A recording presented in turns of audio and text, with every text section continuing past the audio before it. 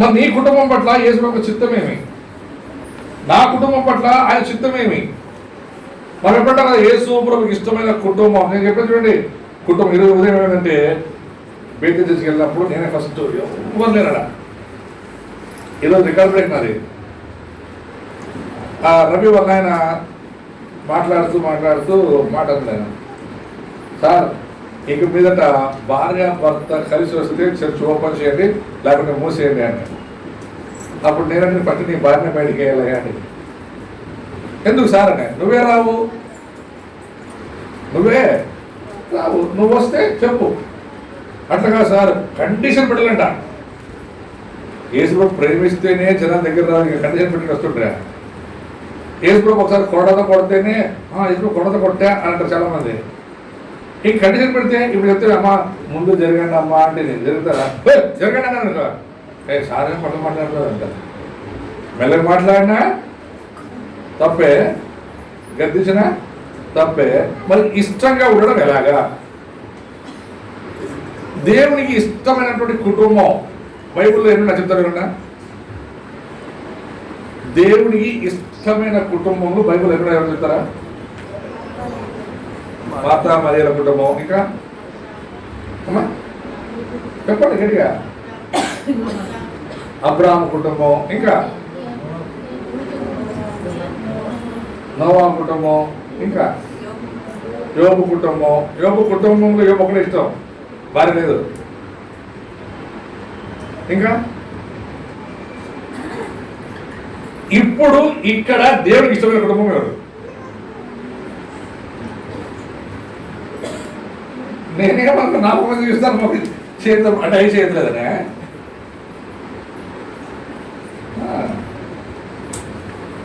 నేను మీరు చేయెత్తుతారో లేదో అడగదు. నేను అడిగిన ప్రశ్న ఏమంటే దేవుడికి ఇష్టమైన కుటుంబం ఎవరు ఇక్కడ?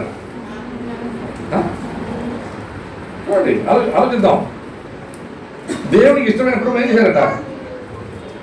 ఆయన సన్నిధిలో ఉన్నారు. దేవుడికి బాగా ఇష్టమైన కుటుంబం ఏం తెలుసా? మార్తా మరియల కుటుంబం, యోహాను కుటుంబం. ఆ కుటుంబం ఒకటే బాగా అర్థం చేసుకుని యేసు ప్రభుని. అందుకే ఆ కుటుంబంలోనే యేసు ప్రభుని కన్నీటితో ఆయన పాదాలు కడిగిన చరిత్ర చదువుతున్నాం. మనం ప్రార్థన చేస్తాం, మొరపెడతాం, ఆయన దేవుని పాదాలు తడపం. మరి కీర్తనకారుడు దానిలో మాట్లాడాడు, అయ్యా నేను ప్రతి వేకు వచ్చాము నా పడక నా కన్నీటితో తేలుతుందంట. అంటే దేవునికి అంత అన్యున్నతంగా ప్రేమగా ఉండడానికి దావీదు ఇష్టపడుతున్నాడు. మరి తొందరగా 128వ కీర్తన.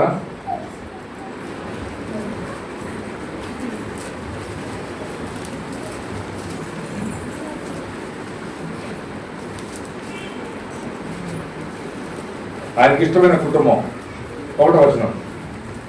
128వ కీర్తన 1వ వచనం. Psalm 128 verse 1. Psalm 128 verse 1. Number 1, ఆయనకి ఇష్టమైన కుటుంబం చెప్పండి. దేవుని యందు భయభక్తులు కలిగి ఉండే కుటుంబం ఆయనకి ఇష్టం. ఈరోజు చాలా కుటుంబాలు చెప్తాం మనం దేవుడికి ఇష్టము, దేవుడు మాకు ఇష్టము అని ఏమో చెప్పుకుంటాము. కానీ అది ఇక్కడ 2 చెప్తున్నాడు ఆయన. భయం ఉండాలి, భక్తి ఉండాలి. చాలా మందికి భక్తి ఉంటుంది కానీ భయం ఉండదు. కొంతమందికి భయం ఉంటుంది కానీ భక్తి ఉండదు. భక్తి ఉంటే భయం ఉండదు, భయం ఉంటే భక్తి ఉండదు. అందుకే నా కీర్తనకారుడు ప్రత్యేకంగా స్పెసిఫిక్ గా రాస్తున్నాడు, యెహోవా యందు భయం ఉండాలి, భక్తి ఉండాలి. ఆ కుటుంబం యేసు క్రీస్తుకు ఇష్టమైన కుటుంబం. ఏ కుటుంబం అయితే దేవుని యందు భయభక్తులు కలిగి ఆయన వాక్యానుసారంగా జీవిస్తారో ఆ కుటుంబం ఇంకోటి తెలుసా, మీకు రోగం ఉండదు. అందుకని అన్నాడు, ఎవడైతే యెహోవా దృష్టికి అనుకూలమైన చేసి నేను ఆయన ఆజ్ఞకు విధేయులై నడుచుకున్న వారికి ఐగుప్తులు కలిగిన ఏ రోగము నేను రానివ్వను. ఒకవేళ వచ్చిన స్వస్థ అంటే ఆ కుటుంబంలో భయభక్తి ఉంటే రోగం రాదంట. ఒకవేళ వస్తే స్వస్థపరిచేవాడు ఆయనే. అందుకనే కీర్తనకారుడు అంటున్నాడు, యెహోవా యందు భయభక్తులు కలిగి ఆయన త్రోవలో నడవాలి, ఆయన మార్గంలో నడవాలి. యోహాను సువార్త 7వ ఇప్పుడు నేనే మార్గం, నాలో నడవాలి, నన్ను వెంబడించాలి. శిష్యులకి ఏంటి ప్రభు? నన్ను వెంబడించమన్నాడా, నన్ను పూజ చేయమన్నాడా? వెంబడించడం చాలా కష్టం, పూజించడం చాలా ఈజీ. పూజ చేసేమో చెప్పండి, ఏమో 2 బెడతో బెలిగి ఒక కాయ కొట్టి పూజగడ్డ అంటే అయిపోయింది పూజ. ఏదో చెప్పింది ఏమి నన్ను ప్రజలు యెహోవా యందు భయభక్తులు కలిగి ఆయన త్రోవ యందు నడుచు వారందరూ ఆయనకు ఇష్టలు. దరిగట ఆయనకు ఇష్టలు. ఆయన దృష్టికి యథార్థముగా నడుచుకున్నవారు, ఆయనను మెప్పించువారు, ఆయనను గణపరచువారు. అందుకనే మొదటి సమయంలో మాట్లాడాడు దేవుడు, యెహోవా నన్ను గణపరచువారు నేను అంటే అర్థమే నన్ను ప్రేమించేవారు నేను ప్రేమిస్తాను. యెహోవా యందు భయభక్తులు కలిగి ఉండే కుటుంబం మొదటి స్థానం దేవుడికి ఇస్తారు. ప్రతి విషయంలో వాళ్ళు దేవుడిని హెచ్చిస్తారు, ప్రతి విషయంలో దేవుడు కనపడతారు. కొన్నిసార్లు మన కుటుంబం చేస్తాం కదా, వాళ్ళు ఏమని చెప్పు, దేవుడు సార్, దేవుడే సార్, మేము కాదు దేవుడు. వాళ్ళు ప్రతి దేవుడు దేవుడు అంటే వాళ్ళు దేవుణ్ణి ఆ విధంగా ప్రేమిస్తూ ఉంటారు. కొంతమంది అన్ని తప్పులు చేసేది దేవుడే చూసుకుంటాడులే సార్, ఇది 2వ రకం జాతి. ఇదేమంటే చేసేది అన్ని చేసేది దేవుడు చూసుకుంటాడులే, ఎవరంటే ఎవరు తప్పు. ఈ వచనం బాగా చేసుకోవాలి మనం. యెహోవా యందు భయభక్తులు కలిగి ఆయన త్రోవలను నడుచువారు ధన్యులు. నిశ్చయముగా నిశ్చయముగా నీవు నీ చేతుల కష్టార్జితమును 2ది తెలుసా, మోసము చేయని కుటుంబం.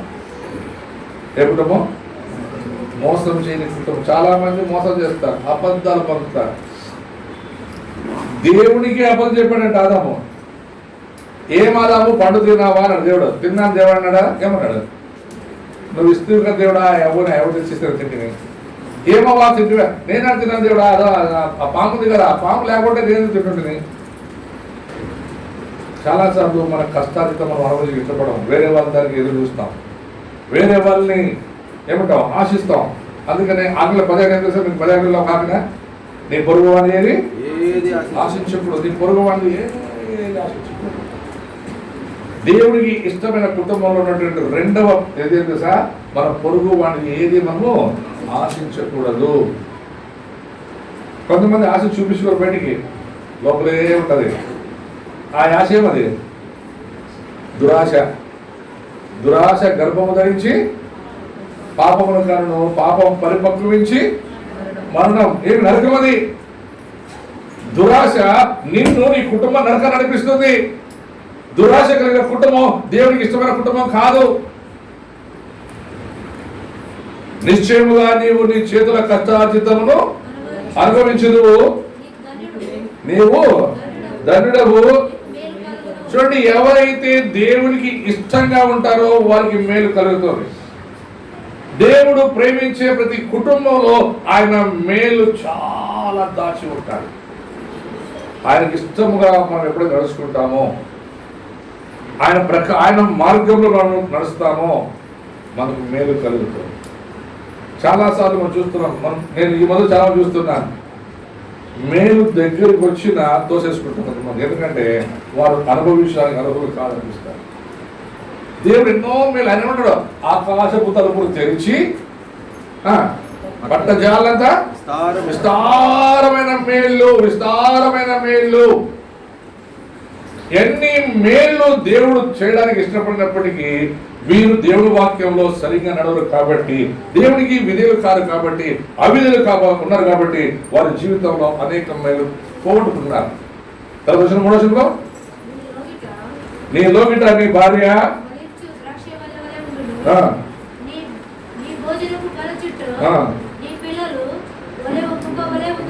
చూసారా, దేవునికి ఇష్టమైనటువంటి కుటుంబం ఎల్లప్పుడూ కలిసి ప్రార్థిస్తుంది, కలిసి భోజనం చేస్తారు. కొంతమంది కలిసి భోజనం చేసి ఉండదే ఉండదు. అప్పుడు 8 గంటలకి, 10 గంటలకి, రాత్రి, ఇంకోటి ఎప్పుడో తెల్లారుజామున, ఎప్పుడు 3 గంటలకి. అసలు ఈ వాక్యం అర్థం చేసుకోండి. దేవుడికి ఇష్టమైన కుటుంబంలో ఉండే మూడవ విధం ఏమంటే వారు కలిసి ఐక్యతగా ఉంటారు, కలిసి భోజనం చేస్తారు, కలిసి జీవిస్తారు, కలిసి నడుస్తారు. అది అంటున్నాడు 3వ వచనంలో, నీ లోగిట నీ భార్య ఫలించు ద్రాక్షావళి వలె నడును, నీ భోజనపు బల్ల చుట్టూ నీ పిల్లలు ఒలీవల ముక్కల వలె మంచి పిల్లలుగా మర్యాదస్తులుగా. ఈరోజు చాలా మంది చూస్తాం, పిల్లలు అమ్మ నాయన మాట వినరు, స్కూల్లో మాట వినరు, చర్చిలో వస్తే పాటలు మాట వినరు. వీళ్ళు ఎవరంటే ఇష్టానుసారంగా జీవిస్తున్న తల్లిదండ్రుల పిల్లలు. తల్లిదండ్రుల్లో పడితే పిల్లల్లో పడతారు. యేసు చెప్పాడు, నేను తండ్రికి లోబడినట్టు మీరు ఒకరికొకరు లోబడండి. ఈరోజు లోబడదే లేదు, లోబడే విధమే కనిపించలేదు. అందుకే వారు దేవుడికి ఇష్టంగా లేకపోతున్నారు. నీ లోగిట నీ భార్య ఫలించు ద్రాక్షావళి వలె ఉండును, నీ భోజనం బల్ల చుట్టూ నీ పిల్లలు ఒలీవ మొక్కని చాలా గట్టివి, మరణం లేనివి. నేను చూసిన ఇస్రాయేల్లో యేసు ప్రభు పుట్టక ముందు అంటే 2000 సంవత్సరాల ముందు ఉన్నటువంటి ఒలీవ మొక్కలు ఇంకా ఉన్నాయి. నేను ఒక చెట్టు చూసాను, 4500 సంవత్సరాలు ఉంది దానికి. తెలుసా? మనకి ఎన్ని ఏండ్లు? 55, 65, 35, 75. ఆ చెట్టు వయసు చెప్పండి, 4500. అంటే ఆ చెట్టు మనలాంటి మనుషుల్ని ఎన్ని తల చూసింటారు. అది మనం 2-3 తల చూసి పెడతాము, అదంట కొన్ని 100 తల చూసిందంట అది. అందుకే దానికి పోల్చిన దేవుడికి ఇష్టమైన పిల్లలంట ఒలీవల మొక్కలే వలె ఉంటే ఎంత తుఫాన్ వచ్చినా భూకంపం వచ్చినా అవి కదలవు. నీ పిల్లలు కదలరు, నీ పిల్లలు దేనికి భయపడరు, నీ పిల్లలు ఏమంటారు కీడు వచ్చినటువంటి భయం లేకుండా వారికి నెమ్మదిగా నిద్రిస్తారు అంటాడు. అందుకే కీర్తనకారుడు ఒక మాట అంటాడు, ఆయన తన పిల్లలు నిద్రిస్తుండగా ఎప్పుడంట నిద్రిస్తుండగా ఆయన వారికి ఆహారం పెడతారట. 21 ఉంటుంది ఆ మాటలు. అది ముందు చూద్దామట. యెహోవా యందు భయభక్తులు గలవాడు, ఫస్ట్ ఏమన్నాడు? యెహోవా యందు భయభక్తులు గలవాడు, యెహోవా యందు భయభక్తులు కలిగి ఆయన త్రోవలో నడుచువాడు ధన్యుడు. ఇప్పుడు అన్నాడు, యెహోవా యందు భయభక్తులు గలవాడు ఇలాగున ఎలా కష్టపడతాడు అన్నవాడు. పరలోకము నుండి హల్లెలూయా, పరలోకము నుండి యెహోవా ఎవరు ఆశీర్వదించాడంట?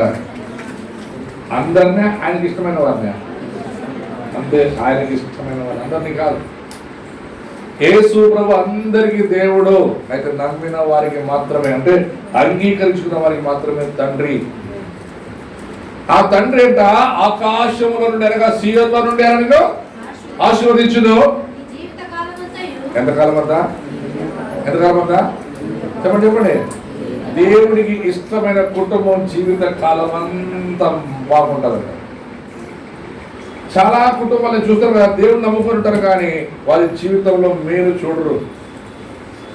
ఏదో కొద్దిగా ఇట్లా కొంతమంది చూసారా, రోడ్లో పోతా ఉంటాం, 10 రూపాయలు దొరికిందనుకో, నాకు 10 రూపాయలు దొరికా, ఎంత అదృష్టం నాకిపోదు. జోబులో కట్ల ఉంటాయి, 500 రూపాయల నోట్లు ఒక ఇన్ని ఉంటాయి. ఆ ముష్టి 10 రూపాయలు దొరికిందంటే వా నాకు ఎంత లక్ ఉన్నప్పుడు 10 రూపాయలు దొరికా. మనం లక్ అన్నప్పుడు లోపల ఏం చేయాల? నీకు ఆ 10 రూపాయలు లక్ కదా, లోపల ఏం చేయాల? పడేయాల. మీరు చెప్పండి, లోపల ఎక్కువ 10 రూపాయలు ఎక్కువ అంటే దేని ఎక్కువ ప్రేమిస్తున్నాడు? ఉన్న దాంట్లో తృప్తి కలిగట్లే. అంటే దేవుడికి ఇష్టమైన కుటుంబం తెలుసా, ఉన్న దాంట్లో తృప్తి కలిగి ఉండాలి. ఏమన్నది చెప్పాలి, ఏమనాలి? ఉన్న దాంట్లో తృప్తి కలిగి ఉండాలి. తృప్తి కలిగి లేని జీవితం దేవుడికి ఇష్టమైన జీవితం కాదు. అందుకన్నాడు ఇక్కడ, సియోను నుండి యెహోవా నిన్ను ఆస్వాదించును, నీ జీవిత కాలం అంతయు యెరూషలేమునకు అనగా నీ కుటుంబానికి క్షేమము కలుగుటను చూస్తాం. ఈరోజు చాలా కుటుంబాలు క్షేమంగా లేవు. చాలా కుటుంబాలు బాధలో, కన్నీటిలో, రోదనలో, వేదనలో ఉన్నాయి. చాలా కుటుంబాలు ఒకరితో ఒకరు ప్రేమగా మాట్లాడుకోవడం తక్కువ. మళ్ళీ అంటాడు, అయ్యా మేము దేవుడు నమ్ముకున్నామయ్యా, మేము భాషలు మాట్లాడతాం, మేము హారతులు ఇస్తాం, దశభాగాలు ఇస్తాం, గంటల గంటల ప్రార్థన చేస్తాం. నిశ్చయముగా దేవుడికి నువ్వు ఇష్టమైన కుటుంబమై ఉంటే నీ ఇంట్లో ఏం కనపడాలి? మేలు కనపడాలి. అది ఇప్పుడు మేలు మేలు. మీరు ఎప్పుడు యేసు ఎందుకు నమ్ముకున్నారు? మేలు కొరక కీడు కొరక? మరి యేసు ప్రభువుని నమ్ముకుంటాక మీకు మేలు కలగట్లేదంటే యేసు ప్రభువు తప్పునే మీరు తప్పుందా? ఆయన తప్పులేదు, అందుకని నాలో తప్పు నిరూపిస్తానని చాలా చేసింది యేసు ప్రభువు. చాలా మందికి ఎందుకు మేలు కలగట్లేదు, ఎందుకు మంచి ఆరోగ్యం రావట్లేదంటే వారి జీవితంలో ఏదో లోటు ఉంది. నిశ్చయముగా నీ జీవిత కాలం అంతయు యెరూషలేములో క్షేమము కలుగుట చూచెదవు.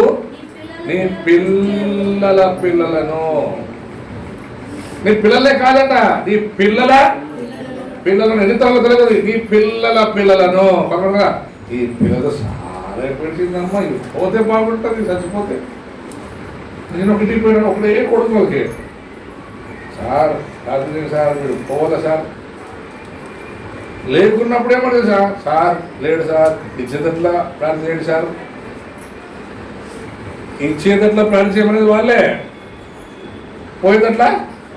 అప్పుడు నేను అడిగితే ఎందుకు అంటే వాళ్ళు నా మాట ఇవ్వండి సార్, నేను అంటే అట్లా పని చేయ, నీకు ఎట్లా వయసు అయిపోయింది, 70 ఏళ్ళు వచ్చినాయి, నువ్వే పోయిన ఊరికే. నాకు పోతే ఇంకా కొన్ని ఉన్నాయి సార్ చూసేవంట. వాడు ఏమి చూడలేదు కదా, వాడు ఇంకా పాపం 16 ఏళ్ళ పిల్లడు, వాడు ఉండేది లాభమా, నువ్వు ఉండేది లాభమా? వాడు ఉండేది లాభం అని అడిగితే కొన్ని క్యాండిడేట్లు ఉంటాయి ఇంట్లో, బైబిల్లో మాట ఉంది వాళ్ళు ఉండాలని, వాళ్ళు ఊరుకుంటే మేలు మంచి మీద, ఆడ కూర్చొని వంట వంట వంట వంట వంట, వచ్చే వాళ్ళని చూసి వదిలేదే, పోయే వాళ్ళని చూసి వదిలేదే. అంటే వాళ్ళకి ఏమి పోయే వాళ్ళని చూస్తే సంతోషం లేదు, వచ్చే వాళ్ళని చూస్తే సంతోషం లేదు, వాళ్ళు బతకంతే బతుకు ఆ మనిషి మీద బతికే. అట్లే ఒకడు యేసుప్రభు దగ్గరికి వచ్చాడట, 38 సంవత్సరాల రోగివాడు. యేసుప్రభు వయసు 30 ఏళ్ళు. యేసు వయసు ఎంత? 30. వాడు రోగం వయసు ఎంత? 38 ఏళ్ళు. యేసుప్రభు వచ్చి ఏమయ్యా బాగవ్వాలా అని అని, ఏమై బాగవ్వ కోరుచున్నావా అని అడిగితే ఎవడన్నాడు, అవ్వాలని ఉంది కానీ నాకన్నా ముందు ఇలాంటి బాగుపడిపోతా అంటాడు. నిన్న మనుషులు బాగుపడిపోతారు, నిన్న మనుషులు బాగుపడిపోతున్నారు. నాకు 38 ఏళ్ళ ఏడాది పండుగనే. యేసు అడిగిన ప్రశ్న ఏం చెప్పండి, వాడు చెప్పిన జవాబు ఏం చెప్పండి? ఏమే నా ముందు ఇప్పుడు వచ్చినాడయ్యా దేవుడు నమ్ముకొని వాడు బాగా అయిపోయాడు చెయ్య.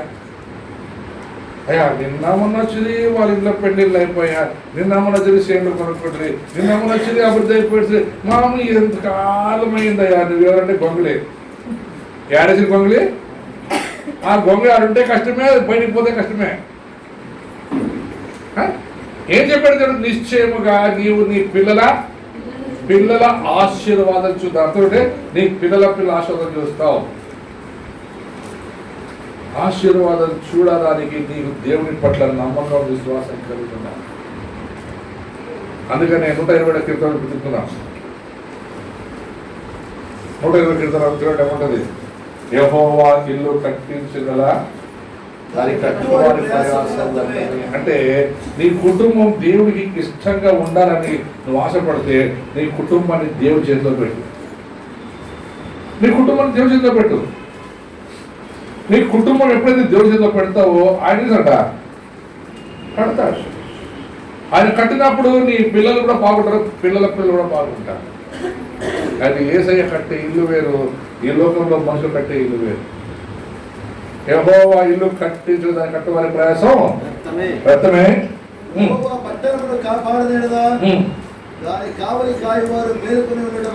చూడండి ఈ రోజులో నేను పిలుస్తున్నా మాస్క్ నేను పిలుస్తాను, వేసుకోవాలి నిజమే, అయితే ఇది మనకు గ్యారంటీ కాదు. ఇది మాస్క్ వేసుకోవాలి నిజమే. మీకు తెలుసా, మేము గోవాకు పోయినప్పుడు 6 బస్ స్టాప్ చూడండి, మాస్క్ 1 2 3 లెక్క ఉంటుంది. 200 రూపాయలు ఒక్కడికి, ఒక మాస్క్ లేకుండా 200 రూపాయలు, 10 మందికి 2000. ఈ మాస్క్ నిజంగా మనం బ్రతికించదు, అయితే బ్రతికిస్తున్న నమ్మకాన్ని పుట్టించాను ఇప్పుడు డాక్టర్ గారి మీద. అది తీసుకొని చెప్పాడు, నా యందు విశ్వాసం ఉంచేవాడు ఎన్నటికి చనిపోడు, ఒకవేళ చనిపోతే బ్రతికించేవాడు నేను. నిజమైన పెద్ద మాస్క్ మనకి. అయితే ఆ మాస్క్ ధరించి భయపడతారు చాలా మంది, ఎందుకంటే ఆ మాస్క్ పరిశుద్ధమైన మాస్క్. అది ఆ మాస్క్ ధరించామనుకోండి అబద్ధాలు ఆడకూడదు, ఆ మాస్క్ ధరిస్తే చెడ్డ మాటలు మాట్లాడకూడదు, ఆ మాస్క్ ధరిస్తే వేరే వారిని మనం హీనంగా మాట్లాడకూడదు. అది మాట్లాడకుండా ఉండాలని బీ మాస్క్ పెట్టాడు గవర్నమెంట్.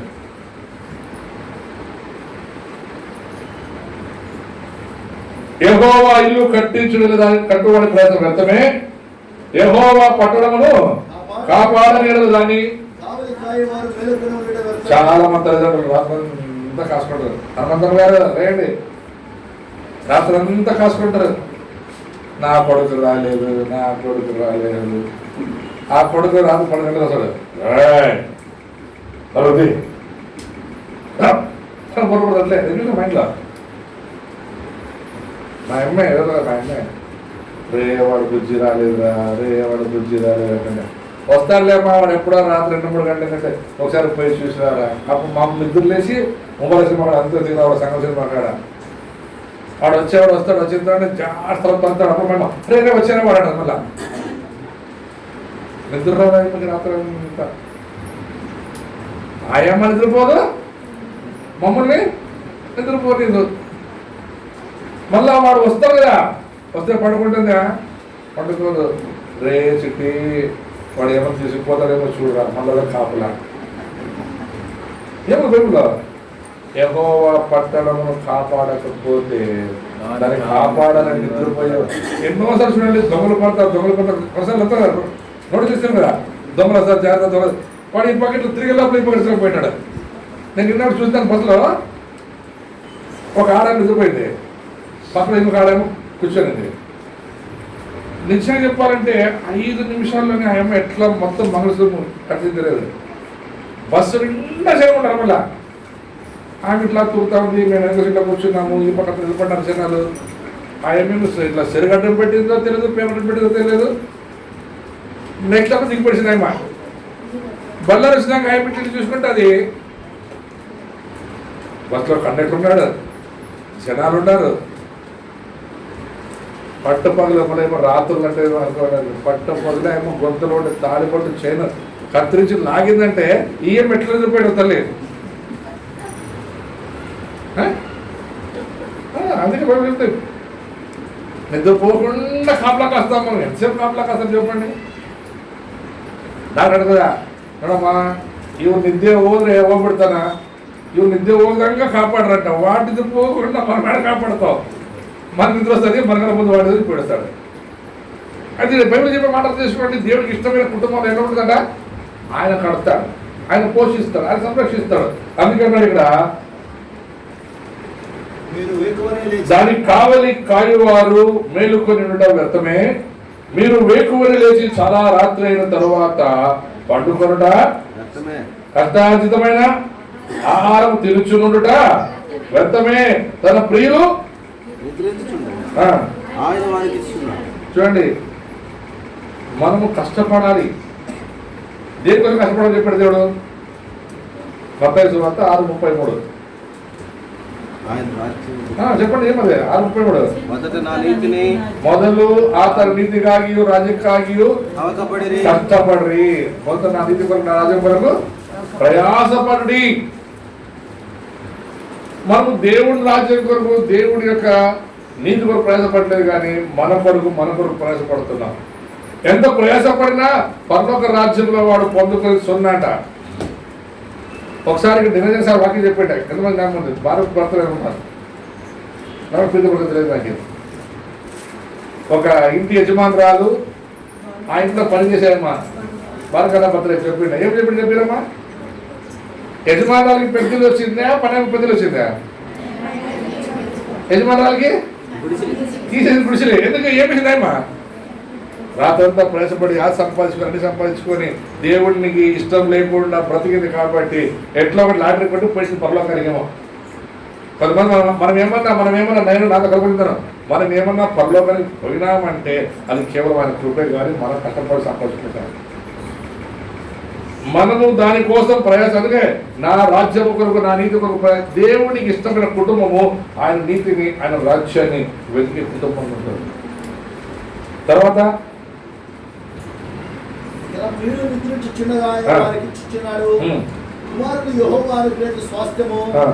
గర్భఫలము ఆయన ఇచ్చే బహుమానమే. యవ్వన కాలముందు పుట్టిన కుమారులు బలవంతుని చేతిలోని బాణములు వంటి వారు. ఇంకోటి తెలుసా, దేవుడికి ఇష్టమైన వారంట ఆయన చేతిలో బాణములుగా ఉంటారంట. ఆయన వాడుకునే బాణంగా ఉంటారంట. రెండోది ఆ బాణం చాలా షార్ప్గా ఉంటుందంట. మొన్న ఎప్పుడు అమ్మ అంటుండే, నమ్మను దేవుడు సేవ కర్దానే ನಾವು ಭಾಳ ಶಾರ್ಪ್ ಆಗಿರಬೇಕು, ನಾವು ఏమనుకోదంట కీలు డిపాలి కొన్ని కొంటారా, కొన్ని కత్తులు ఉంటాయి ఇళ్ళలో చూసారా, తుప్పటి పెట్టాయి అవి. సార్ 1000 రూపాయలు పెట్టి కొనుక్కున్నా సరే కత్తి, టమాటాలే పోయింది. ఇది ఏమో దానికి ఎందుకు తుప్పటి చెప్పండి, రోజు వాడబట్టలేదు, అది రోజు దానికి స్నానం పట్టట్లేదు. అలాగే ఈ దేహం కూడా దినము లక్షలు పోసి తిండి తిప్పులు అన్నీ కొంటుంటారు కదా. రెఫర్ చెప్పడు కదా, 70-80 కన్నా ఎక్కువ ఉంటుంది వయసు.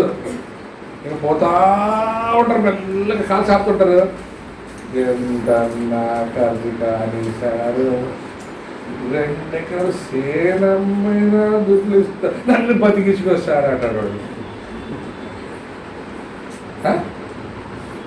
చూసాడు చూడలే అసలు కూడా రసపోతే నా శరీరం అడుగుతారు, సార్ ఎంతన్నా ఖర్చు కానీ సారు, ఆ డాక్టర్ చెప్పు సారు నాకు ఊళ్ళో 2 ఎకరాల చేను ఉంది, అది అమ్మైనా ఇస్తాను దుడ్లు, నాకు బతకల్లా. బతికి ఏం చేస్తావు, ఎవరి కొరకు బ్రతుకుతావు, బ్రతికి ఏం చేస్తావు, ఎవరి కొరకు బ్రతుకుతావు, నీ బ్రతికే బ్రతుకు దేనికి? దేవునికి ఇష్టమైనటువంటి కుటుంబాన్ని దేవుడే బ్రతికించుకుంటాడు, ఆయన నడిపించుకుంటాడు, ఆయన పోషిస్తాడు. అయితే నువ్వు చేయవలసిన పని నువ్వు చేయాలి, నువ్వు చేయకపోవడమే ఇక్కడ సమస్య. కుమారుడు యెహోవాకు ఇచ్చు బహుమానము స్వాస్థ్యము, గర్భఫలము ఆయన ఇచ్చు బహుమానమే. యవన కాలంలో పుట్టిన కుమారులు బలవంతుల చేతిలోని బాణములు వంటి వారు, వారితో తన అమ్ముల పది నింపుకున్నవాడు ధనుడు. అట్టివారు సిగ్గుపడక. దేవుడికి ఇష్టమైన కుటుంబం పిల్లలంట అవమానం తీసుకొచ్చే వాళ్ళు ఉన్నారంట. మార్తా మరియు దేవుడికి ఇష్టంగా బ్రతికారు. ఇంకో కుటుంబం ఉంది, వాళ్ళు ఫస్ట్లో కొద్ది గర్భిణిలో ఉన్నారు. ఈ గర్భిణిలో ఉన్నటువంటి కుటుంబం దేవుని నమ్మకం వచ్చింది. ఆ కుటుంబం పేరేం తెలుసా? మరియా యోసేపు. వాళ్ళందరికీ ఏమొచ్చింది? గర్భిణి వచ్చింది ఫస్ట్. మరియమ్మకి యోసేపుకి నిశ్చితార్థమైంది కానీ పెళ్లి కాలేదు. మరియమ్మ గర్భం ధరించింది. ఇప్పుడు యోసేపుకి మరియమ్మకి ఏమొచ్చింది? గలిబిలి. అయితే వారిద్దరికి గలిబిలి వచ్చినప్పుడు వారు ఎవరు మాట విన్నారు? చెప్పాలి. మీరు ఇంకా కొన్ని వర్షం బైబుల్ అంటే వేరు క్లాసెస్ బైబుల్ ఉంటాయి.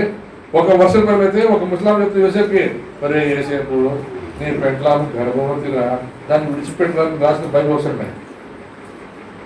దాన్ని చదివినప్పుడు దాన్ని డ్రామా చేసినమే మేము బైబుల్ చదువుకున్నప్పుడు.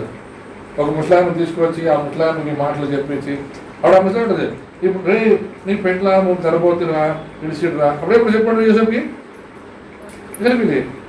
ఈ మరియమ్మ కూడా నేను పురుషుడిని ఎరగని దాన్ని, నేను గర్భవతి అయినాను, నన్ను చూస్తే ఏమనుకుంటారు, నాకు ఎవరు మర్యాదిస్తారు, ఇప్పుడే నాకు నిశ్చితార్థమైంది, ఎంగేజ్మెంట్ అయింది, నా పరిస్థితి ఏమి ఇప్పుడు చెప్పండి ఏమన్నారు వరదలో?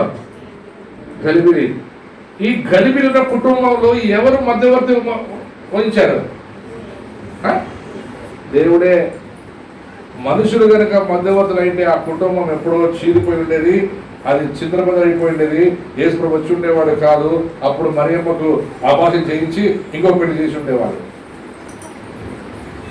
దేవునికి ఇష్టమైన కుటుంబంలో ఉండే ప్రాముఖ్యమైనటువంటి ఇదే తెలుసా, ఆయనకు లోబడి ఉండడం, ఆయన చెప్పింది చేయడం.